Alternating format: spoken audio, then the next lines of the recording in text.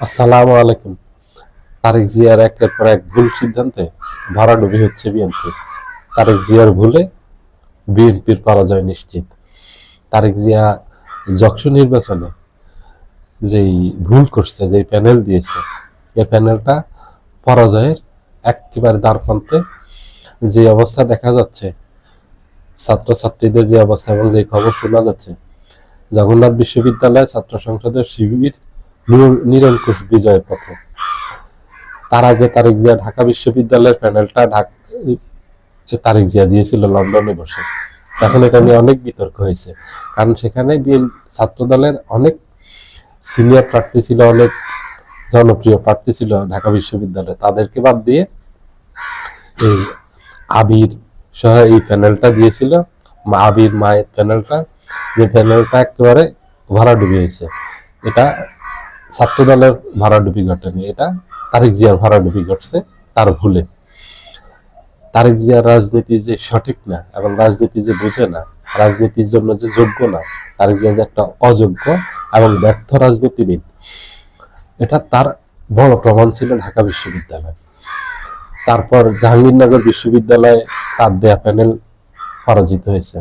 চট্টগ্রাম বিশ্ববিদ্যালয়ে তারেক জিয়ার দেয়া প্যানেল ব্যর্থ হয়েছে। রাজশাহী বিশ্ববিদ্যালয়ে দেয়া তার প্যানেল ব্যর্থ হয়েছে, পরাজিত হয়েছে, সেখানে তারা বিজিত হতে পারেনি।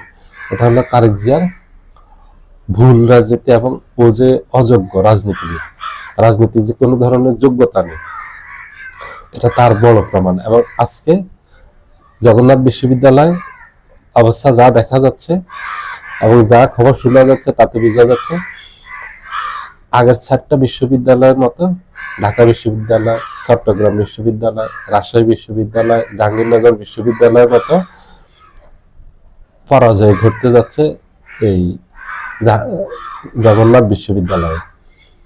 সেখানে নিরঙ্কুশ জয়ের পথে ছাত্র শিবির। সেখানে ছাত্র দলের কোনো অবস্থানে তৈরি করতে পারেনি। তারেক জিয়া ভাবছে যে এটা বেগম খালেদা জিয়া জনপ্রিয়তা দিয়ে আগামীর পথ পাড়ি দিবে, জিয়াউর রহমানের যে জনপ্রিয়তা ছিল সেটা দিয়ে পথ পাড়ি দিবে। মানুষ এবার ধানের শীষ দেখে ভোট দিবে। ধানের শীষের পক্ষে জোয়ার উঠে গেছে। ধানের শীষের পক্ষে কোনো জোয়ার ওঠেনি, কারণ বেগম খালেদা জিয়া নেই, জিয়াউর রহমান নেই।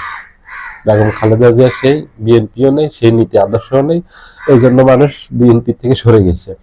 তারেক জিয়ার যে নীতি আদর্শে দল গড়তে চাচ্ছে, দল পরিচালনা করতে চাচ্ছে, জনগণ সেই নীতি আদর্শে বিশ্বাস করে না। সেই নীতি আদর্শের বিপক্ষে তারেক জিয়ার বিরুদ্ধে আজকে আরেকটা বড় রায় হতে যাচ্ছে। তারেক জিয়ার বিরুদ্ধে আজকে একটা বড় অঘটন ঘটতে যাচ্ছে এই যশোর নির্বাচনের মাধ্যমে। তারেক জিয়া বিশাল একটা শিক্ষা পাবে, বিএনপি অনেক বড় একটা শিক্ষা পাবে।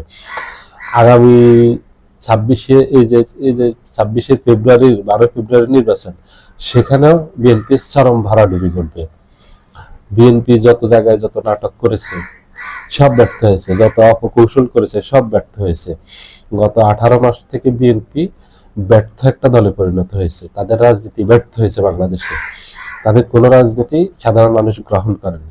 আপনার রাজনীতি হতে হবে মানুষের জন্য, মানুষ যেটা গ্রহণ করবে তখন আপনি সফল। আর যদি সাধারণ জনগণ সেটা প্রত্যাখ্যান করে, তাহলে ধরে নিতে হবে আপনি ব্যর্থ, আপনার কৌশল ব্যর্থ এবং আপনি অযোগ্য। কারণ আপনার কৌশল একের পর এক ব্যর্থ হয়ে যাচ্ছে।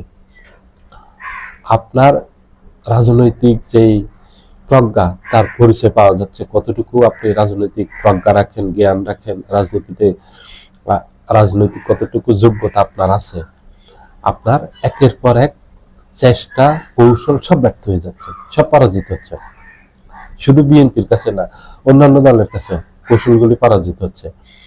বিএনপি দেখেন 5 আগস্টের পর অনেক চেষ্টা করেছে একটা জোট গঠন করার, কিন্তু গত 17 বছরে যে জোটটা ছিল বিএনপির সাথে, সেই জোটটাই ধরে রাখতে পারেনি, বড় করতে পারেনি জোট। বরঞ্চ বিএনপি জোট আরো ছোট হয়ে গেছে। বিএনপি জোট থেকে অনেকে বেরিয়ে গেছে বিএনপির বিরুদ্ধে একেবারে গুরুতর অভিযোগ দিয়ে, যে বিএনপি তাদের সাথে বিশ্বাসঘাতকতা করেছে, বিএনপি তাদের সাথে অপমানজনক আচরণ করেছে, অসৌজন্যমূলক আচরণ করেছে, বিএনপি তাদের সঠিক মূল্যায়ন করেনি, মির্জাপুরি করেছে। এটা সত্যি কথা। গত 17 বছর বিএনপির সাথে জোটে যারা ছিল অনেকগুলি দল, তাদেরকে মূল্যায়ন করেনি। বিএনপির এখন সুদিন ফিরে আসছে, বিএনপি তাদেরকে ভুলে গেছে। বিএনপি তাদের এই যে নির্বাচনে তারা আশা করেছিল যে তাদেরকে জোটের যারা ছিলেন, যারা বেরিয়ে গেছেন বিএনপি জোট থেকে, তাদেরকে আগামী নির্বাচনে জোট থেকে মনোনয়ন দেওয়া হবে। এটা গত 17 বছর বলে আসছে। কিন্তু এখন যখন বিএনপি সুদিন আসলো, শেখ হাসিনার পতন ঘটলো, এখন বিএনপি তাদেরকে ছেড়ে দিল জোট থেকে, বেরিয়ে গেল। কর্নেল অলি আহমেদ বেরিয়ে গেছে, একদম উনি স্পষ্ট বক্তব্য দিয়েছেন, যেটা আপনারা শুনেছেন যে বিএনপি থেকে উনি কেন বিএনপি জোট থেকে বেরিয়ে গেছেন। গত 17 বছর বিএনপির পাশে ছিলেন, এখন উনি এসে বেরিয়ে গেছেন, ওনাকে অবমূল্যায়ন করা হয়েছে, ওনার সাথে অপমানজনক আচরণ করা হয়েছে।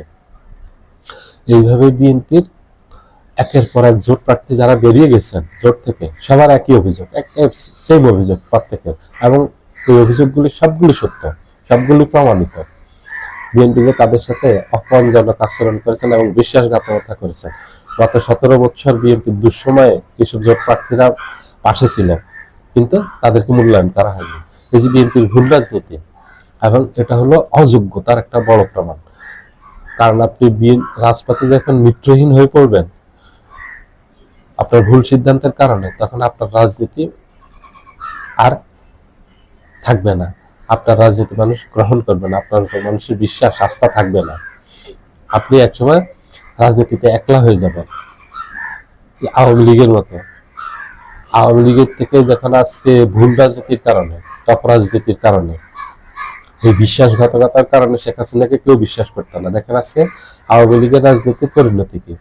বাংলাদেশে আওয়ামী লীগের রাজনীতি নিষিদ্ধ হয়ে গেছে। রাজনীতিতে আওয়ামী লীগের কোনো অস্তিত্ব নেই। আওয়ামী লীগের সকল নেতাকর্মী পলাতক, দেশে আত্মগোপনে আছে, না এলে বিদেশে আত্মগোপনে আছে, বেশিরভাগ ভারতে আছে, এটা সবাই জানে, ওপেন সিক্রেট। এগুলো হলো ভুল রাজনীতি, ফল। এবং যদি আপনি এই যোগ্য না হন রাজনীতিতে, যে কোনো কিছুতে একটা যোগ্যতার প্রয়োজন থাকে মানুষের। অযোগ্য মানুষের হাতে, ধরেন একজন ড্রাইভার অযোগ্য বাসের ড্রাইভার, তার হাতে যদি বাস পড়ে, অদক্ষ একটা ড্রাইভারের হাতে, অযোগ্য ড্রাইভারের হাতে, এই বাসটা দুর্ঘটনা পতিত হবে, বাসটা ধ্বংস হয়ে যাবে। এখানে যাত্রী যারা থাকবেন তাদের অবস্থা একই হবে, তারাও ধ্বংস হয়ে যাবে।